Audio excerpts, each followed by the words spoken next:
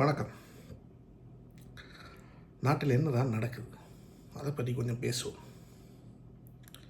நேற்று நடந்த டிசிசி மீட்டிங், கிளிநொச்சியில் நடந்த டிசிசி மீட்டிங்,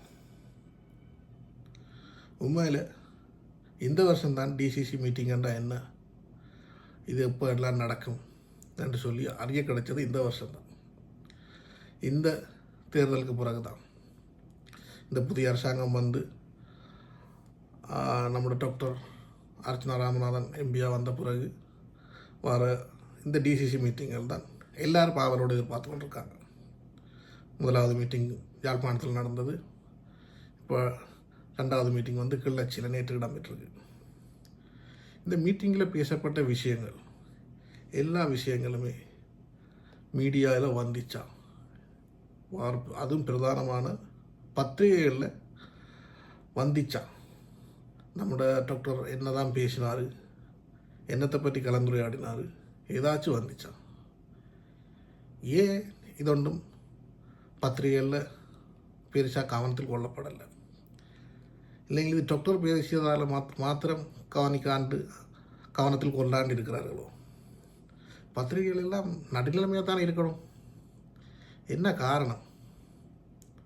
ஓகே, அது என்ன காரணமானும் இருக்கட்டும். நாங்கள் டாக்டர் என்ன தான் பேசினார்? டாக்டர் முதலாவதாக பேசினது கிளிநொச்சியில் இருக்கிற பெரிய ஒரு பிரச்சனை, சாராய பார், இந்த லைசன்ஸ் பிரச்சனை. எத்தனை பார் இருக்குது, எப்போ லைசன்ஸ் கொடுத்தது, அதை ஸ்ரீதரன் ஐயாவும் பேசினார். அவர் எல்லாம் என்ன சொன்னார், இதை பேசி யார் லைசன்ஸ் கொடுத்தது, ஆர்ட பாரு, இந்த டீட்டெயில்ஸ் எல்லாம் வெளியே வரணும். இது மக்கள் வந்து ஒரு போராட்டமாக கையில் எடுத்தால் இது நிறுத்தப்படுமோ, நிறுத்தப்படலாம் அந்த மாதிரி தான் தலைவர் வந்து சொல்கிறாரு. இந்த பிரச்சனையை வந்து மக்கள் கையில் எடுக்கணும். மக்கள் தாங்கள் ஒரு இதால் கஷ்டப்படுறோம்னு சொல்லி பிரச்சனையை கையில் எடுத்து ரோட்டுக்கு இறங்கினால் மட்டும்தான் இதுக்கு ஒரு தீர்மானலாம்ன்ற மாதிரி தலைவர் சொல்கிறார். ஓகே, அடுத்தது இரணமடுலேருந்து நீர்ப்பாசனம், யாழ்ப்பாணத்துக்கு தண்ணி வழங்குகிற திட்டம். இரணமடுவில் இருந்து யாழ்ப்பாணத்துக்கு குடி தண்ணீர் பைப் லைனில் வழங்குறதுக்கான திட்டம் ஒன்று 2010ஆம் ஆண்டு ஸ்டார்ட் பண்ணப்பட்டான். 2010ஆம் ஆண்டு.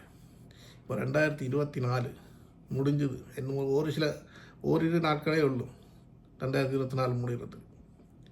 இதுவரை அது வந்து நடைமுறைக்கு வரலை. இதுக்கு செலவிடப்பட்டுள்ள தொகையோ இலங்கை பொறுமதிக்கு 4800 கோடி ரூபாய். 4800 கோடி ரூபாய் இலங்கை பொறுமதி.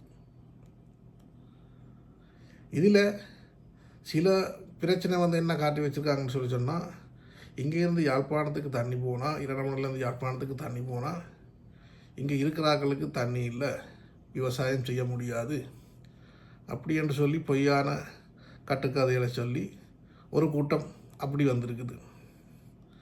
அப்போது இது உண்மையில் என்ன தான் இருக்குது, என்னென்ன செய்தால் யாழ்ப்பாணத்துக்கு தண்ணி வழங்கலாம் என்று சொல்லி தான் டாக்டர் கிளியராக பேசியிருந்தார். அந்த இன்ஜினியர் மாடல் ரிப்போர்ட்டு அது இது எல்லாமே எடுத்து வச்சு பேசியிருந்தார். ஆனால் அதை பற்றி எந்த மீடியாலையும் எந்த ஒரு பத்திரிகையிலையும் இன்றைக்கு காண கிடைக்கல. காரணம் புரியவில்லை. இது எந்த பத்திரிகையில் போனாலும் இதுதான் வெறும் சோசியல் மீடியா ஆகட்டும், என்ன இருந்தாலும் டிசிசி மீட்டிங்கில் அமளி குமளி, டாக்டர் அர்ச்சனா ராமநாதன் அதை பேசினார், இதை பேசினார், இதுதான் வருது. தேவையான விஷயங்களை யாரும் சொல்கிற மாதிரி இல்லை. என்ன தேவையான விஷயம் அதில் நடந்திருக்குது அதை பற்றி யாருமே பேசின மாதிரி இல்லை. அடுத்தது மண் கடத்தல். கிளிநொச்சியிலேருந்து மட்டக்களப்பு, திருவோணமலை அங்கேக்கெல்லாம் மண் போதான். அப்போ அதில் ஒரு ஆள் வந்து சொல்கிறாரு, அந்த மண் கடத்தலில் இராணுவத்துக்கு சொந்தமான டிப்பர் கொண்டு வேலை செய்யுது, அந்த டிப்பரில் மண் ஏற்றிட்டு போகிறாங்களா அப்படின்ட்டு. அப்போது இப்படியான இதுகளெல்லாம் நடக்கக்குள்ள இந்த பிரச்சனைகளெல்லாம் தட்டி கேட்கணும். இப்போ கிளிநொச்சியில் சிறுநலையா சொல்லுவார், கிளிநொச்சியில் 34% நிலப்பரப்பு வந்து இராணுவத்தின் கட்டுப்பாட்டுக்குள்ளே இருக்கணும். 34% நிலப்பரப்பு. அவர் வந்து கோபமாக தான் பேசினார். இராணுவத்தினர் வந்து தோட்டம் செய்யணுமா, கடை வச்சிருக்கணும், ஹோட்டல் வச்சிருக்கணும். இராணுவத்தின் வேலை இது. இராணுவம் என்னதுக்கு இதெல்லாம் செய்யுது? இது பொதுசனத்தின் இடம், பொதுசனத்தின் காணி, குடும்பவர்கிட்ட அவங்க எல்லாரும் செய்வாங்க, விவசாயம் செய்வாங்க. அதை என்ன வேணுமோ அதை செய்துட்டு போட்டும். இப்போ இராணுவம் வந்து இது செய்கிறதால யாருக்கு லாபம்? இராணுவத்துக்கு தான் லாபம். இங்கேருந்து கஷ்டப்படுறது யார்? பொதுசனம். அதே மாதிரி வட்டக்கட்சியில் 410 ஏக்கர் காணியில் இராணுவம் இருக்குதான். 410 ஏக்கர் காணியில் அவ்வளோ நிலப்பரப்பில் இராணுவத்தை வச்சு என்ன செய்கிறது? அவ்வளோ நிலங்களையும் எல்லாம் பொதுசனத்திட்ட கொடுத்தா பொதுசனம் விவசாயத்தை செய்யுமே. அண்டண்டாடு தீர்க்கிறதுக்கு எவ்வளவு கஷ்டம் நாட்டில், விவசாயத்தை செய்யுமே. அப்போ இத்தனை காலம், இப்போ யுத்தம் முடிஞ்சு 15 வருஷம் ஆச்சு, இத்தனை காலம் இதை பற்றி பேசுகிறதுக்கு யாருமே இல்லையா? இவ்வளோ காணி ஆமிட்ட இருக்குது, இராணுவம் தான் வச்சுருக்குது என்று சொல்லி. இப்போ நேற்று தான் சிறுதனையா சொல்லுவார், கிளிநொச்சியிலே 34% காணி வந்து இராணுவத்தின் கையில் இருக்கு அப்படின்ட்டு.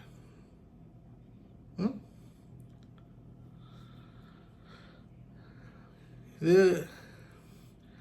எல்லாரும் வந்து எல்லா மீடியாக்களும் வந்து என்னையாச்சும் கண் திறக்கணும். என்னத்துக்காண்டி இப்படி எல்லாம் செய்திகள் இப்போ டாக்டர் பேசினாலும் சரி, சிறிதனையா பேசினாலும் சரி, இதெல்லாம் வெளியே வரணும். வெளியே வந்தால் தான் மக்களுக்கு தெரியும், ஓ இவ்வளவு எல்லாம் நடக்குது, இவ்வளவு எல்லாம் இருக்குது, இப்படியான பிரச்சனை இருக்குன்னு சொல்லி மக்களுக்கு புரிய வரும். இது இல்லாட்டி இத்தனை வருஷமாக டிசிசி மீட்டிங்கை என்ன பார்த்துருக்குறோம்? இன்னும் 26ஆம் தேதி டிசிசி மீட்டிங் கிளிநொச்சியில் இத்தனை மணிக்கு ஆரம்பமாகிடுச்சு, இன்னும் மண்டபத்தில் இத்தனை மணிக்கு ஆரம்பமாகிடுச்சு, இன்னார் தலைமையில் தொடங்கியது டிசிசி மீட்டிங், இனிதே நிறைவு பெற்றது. என்ன பேசப்பட்டுச்சோ அதை பற்றியெல்லாம் எங்களுக்கு தெரியாது. பின்னேரம் 4 மணிக்கு இனிதே நிறைவு பெற்றது. அங்கே ஒவ்வொன்றைக்கு டீயும் சமோசாவும் கொடுத்தார்கள். இவ்வளவு தான். அரசாங்க திணைக்களத்தில் ஆக்களும் முக்கியமானவர்களும் சந்தித்து பேசினார்கள். என்ன பேசினார்கள் அதெல்லாம் எங்களுக்கு தெரியாது. ஃபஸ்ட் டைம் நாங்கள் இதை ஆவலாக பார்த்து கொண்டிருக்கிறது வந்து 1வது மீட்டிங் யாழ்ப்பாணத்தில் நடக்கக்குள்ள. இது இப்போ 2வது மீட்டிங் யாழ்ப்பாணம் கிளிநொச்சி. இது ரெண்டும் தான். இப்போ தான் நாங்கள் டிசிசி மீட்டிங்கில் இவ்வளவு எல்லாம் இருக்குது அப்படின்னு சொல்லி தெரியும். அடுத்தது டாக்டர் பேசின முக்கியமான விஷயம், நம்மளோட யாழ்ப்பாண ஹாஸ்பிட்டல் அந்த விஷயத்தை பற்றி பேசினார். ஒரு ஹாஸ்பிட்டல் வந்து மாஸ்டர் பிளான் என்ன, உங்கள்கிட்ட மாஸ்டர் பிளான் இருக்குதா என்று கேட்டால் மாஸ்டர் பிளானே இல்லை.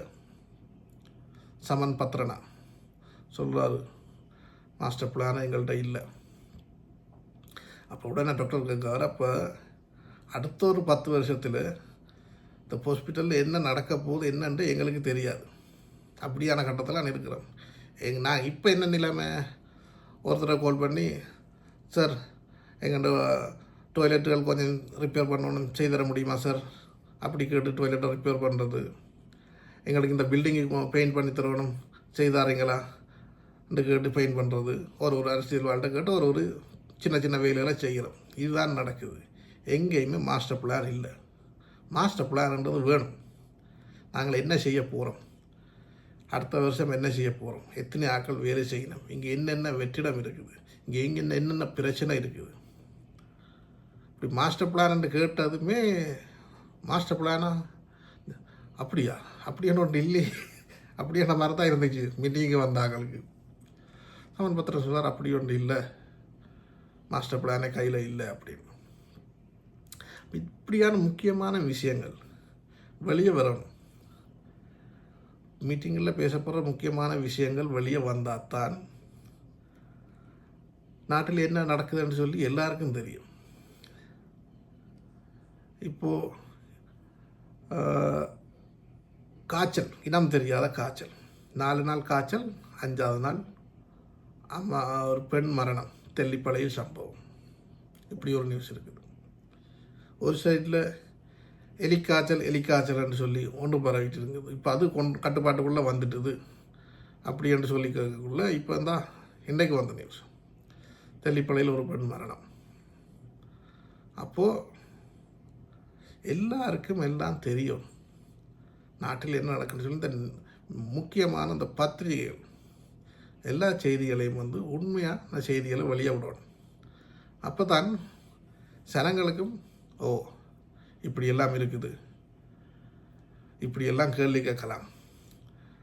இன்னொரு அரசாங்கத்தை ஒரு ஆஃபீஸுக்கு போனால் நாங்கள் இப்படியெல்லாம் இவர்கிட்ட கேள்வி கேட்கலாம், இவர் இப்படி பதில் சொல்லணும் எங்களுக்கு. இல்லாட்டி எங்களுக்கெல்லாம் தெரியாது. 100% மாணவர்களுக்கு தெரியாது. 10% மாணவர்களுக்கு தெரிஞ்சாலும் அவங்களும் அதை பற்றி பேச போகிறதில்லை. எனக்கு ஏதோ எந்த அளவில் முடிஞ்சால் காணும். நேற்று கிளிநொச்சியில் நகரப்பகுதியில்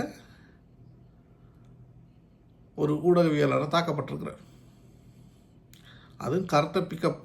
இப்போ வெள்ளை வேன் இல்லை, இப்போ கருப்பு. அது மோட்டார் சைக்கிளில் வந்துட்டு இருந்தாராம். கருத்த பிக்கப்பில் 2-3 பேர் அவரோட மோட்டார் சைக்கிளுக்கு முன்னுக்கு பிக்கப்பை நிறுத்தி அவரை கடத்துறதுக்கு ட்ரை பண்ணியிருக்காங்க. அவரை பிடிச்சி அடித்து பிக்கப்பில் ஏற்றி பிக்கப் எடுக்கக்குள்ள ஒரு கதவை அடைக்க இல்லாத அளவுக்கு 2 காலையும் வெளியே வச்சுருந்துருக்கார். அப்போ அதை ட்ரை பண்ணிக்காங்க, காலை தூக்கி போட்டு கதவை அடைக்கிறதுக்கு முடியலை. அந்த டைமில் அவருக்கு நல்ல அடி உதய ஆக்கால் கூடினோடனே நைசாமல் விட்டு ஓடிட்டாங்க. இப்போ ஊடகவியலாளருக்கு இப்படி நடந்திருக்குது சம்பவம் கிளிநொச்சியில். அது என்ன காரணம் என்னன்னு சொல்லி இதுவரையும் அறியப்படலை. போலீஸில் முறைப்பாடிடப்பட்டிருக்கு.